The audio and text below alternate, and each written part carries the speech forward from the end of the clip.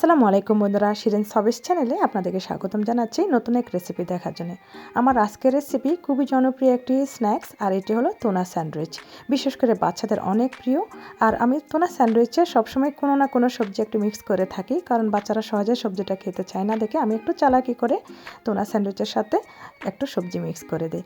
আজকে আমি zucchini mix করব, আর আপনারা চাইলে আলু কিংবা গাজরও মিক্স করতে পারেন পছন্দ অনুযায়ী।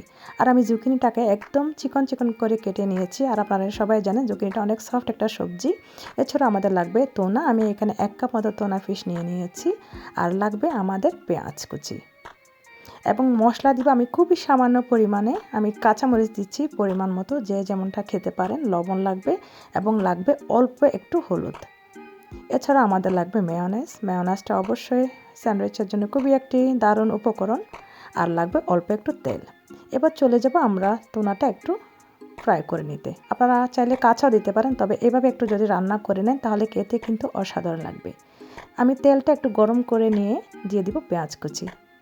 পেঁয়াজটা আমি একদম বাদামি করে ভাজবো না, জাস্ট একটু হালকা সিদ্ধ হয়ে আসলে আমি দিয়ে দিব টুনা মাছটা আমি এখানে 1 কাপ মতো নিয়েছি। এবার নেড়ে ছেড়ে একটু ভুনে নিব। আমি আগেই বলেছি আমি টুনা মাছটা কিন্তু একটু ভুনা ভুনা করে নেব, কারণ অনেকে আছে কাঁচা টুনা মাছের সাথে মায়োনেজ দিয়ে স্যান্ডউইচটা করে ফেলেন, তবে এভাবে ভুনা করলে আমার কাছে বেশি ভালো লাগে। এবার দিয়ে দিচ্ছি হলুদ গুঁড়ো এবং কাঁচামরিচ, এবং লবণ দিব পরিমাণ মতো, কারণ টুনা মাছে আপনারা সবাই জানেন কম বেশি লবণ থাকে। এবার ভালো মতো একদম ঝরঝর করে আমি ভুনা করে নিচ্ছি। যে অতিরিক্ত পানি ছিল ওটা আমি একদম টানিয়ে ফেলবো। আপনারা দেখতে পাচ্ছেন একদম ঝরঝর হয়ে গিয়েছে আমাদের মাছটা। এই পর্যায়ে দিয়ে দিব জুকিনিটা যেহেতু একদম নরম একটা সবজি, তাই আমি একদম শেষে দিচ্ছি, এবং 1-2 মিনিট এটা এভাবে নেড়ে চেড়ে আমি রান্না করে নিব। আর আপনারা যদি এখানে আলু কিংবা গাজর দেন তাহলে কিন্তু একটু লম্বা সময় রান্না করতে হবে, যেহেতু গাজর কিংবা আলু সিদ্ধ হতে একটু বেশি সময় লাগে জুকিনির থেকেও। এভাবে 1-2 মিনিট আমি রান্না করে নিচ্ছি, যতক্ষণ না জুকিনিটা একটু হালকা সিদ্ধ হয়ে আসে। পুরোটা সিদ্ধ না করলে চলবে। ব্যাস, আমাদের স্টাফিংটা একদম রেডি হয়ে গেছে। এবার আমি একটা বাটিতে ঢেলে ঠান্ডা করে নিব। যেহেতু আমি এখানে মেয়োনেজ মেশাবো, তাই স্টাফিংটা ঠান্ডা হওয়া খুবই জরুরি। এই ফাঁকে আমি রুটিগুলোকে একটু কেটে নিচ্ছি। রুটিগুলো যদি একটু ছোটো সাইজের হতো আমি কিন্তু বর্ডারটা কাটতাম না, অপচয় করতাম না। যেহেতু আমি একটু বড় সাইজের ব্রেড নিয়েছি, তাই আমি বর্ডারটা কেটে ফেলে দিয়েছি। এভাবে দেখতেই পাচ্ছেন, এবার 3 কোনা করে সবগুলো ব্রেড আমি কেটে নিয়েছি। এবার আমাদের স্টাফিংটা ঠান্ডা হয়ে গেছে, এবং আমি এখানে মেয়োনেজ মিশিয়ে নিব। মেয়োনেজটা আপনারা আপনাদের পছন্দ অনুযায়ী মিশাতে পারবেন কম বেশি করে। এবার ভালো মতো আমি টুনা মাছের মিক্সারটার সাথে আমি ভালো মতো একটু মিশিয়ে নিচ্ছি আমাদের মেয়োনেজটা।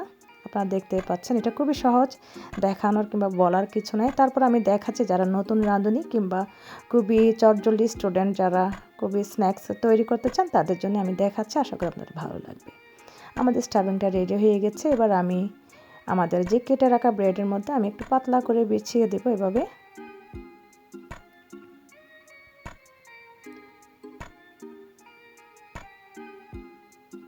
একটা চামচ দিয়ে একটু চ্যাপটা করে দিচ্ছি, যাতে উপরের যে আমরা আরেকটা ব্রেড বসাবো যাতে সুন্দর করে বসে যায়।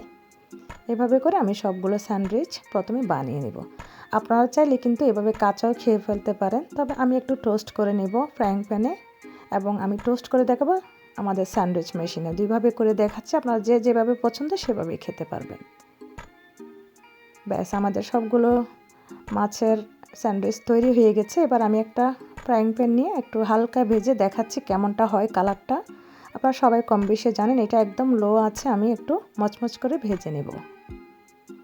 কোনো রকমের তেল কিংবা ঘি কিংবা বাটার আমি দিচ্ছি না এখানে, একদম ফ্যাট ছাড়া আমি জাস্ট হালকা এভাবে করে টোস্ট করে নেব ফ্রাইং প্যানে। যাদের কাছে স্যান্ডউইচ মেশিন নেই তারা এভাবে ট্রাই করতে পারেন, খেতে কিন্তু অসাধারণ লাগে। উপরে ক্রিস্পি এবং ভেতরে খুবই চমৎকার একটি স্টাফিং টুনা মাছের। আশা করি আপনাদের অনেক ভালো লাগবে। সুন্দর একটি গোল্ডেন কালার চলে এসেছে। এবার আমি দেখাবো আমাদের স্যান্ডউইচ মেশিনে করলে কেমন হয়। এই মেশিনটা সবার বাসায় না থাকলে আপনারা অবশ্যই ফ্রাইং প্যানে করে খেতে পারবেন, টেস্ট কিন্তু অনেকটা একই।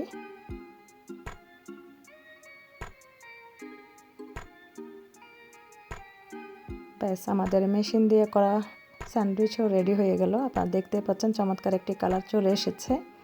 তো এইভাবে করে আপনারা সহজেই বানিয়ে খেতে পারবেন মজাদার টুনা স্যান্ডউইচ। এটি বাচ্চাদের টিফিন কিংবা বিকালের নাস্তাতে অসাধারণ একটি স্ন্যাক্স। আশা করি আপনাদের ভালো লেগেছে। আর আমার রেসিপি যদি ভালো লেগে থাকে আমার চ্যানেলটি সাবস্ক্রাইব করার অনুরোধ রইল। এতক্ষণ যারা যারা দেখছেন আমার রেসিপি সবাইকে অসংখ্য ধন্যবাদ। দেখা হবে আবার নতুন কোনো রেসিপি নিয়ে। ততক্ষণ পর্যন্ত শিরিন হবিসের সাথেই থাকবেন। আল্লাহ হাফেজ।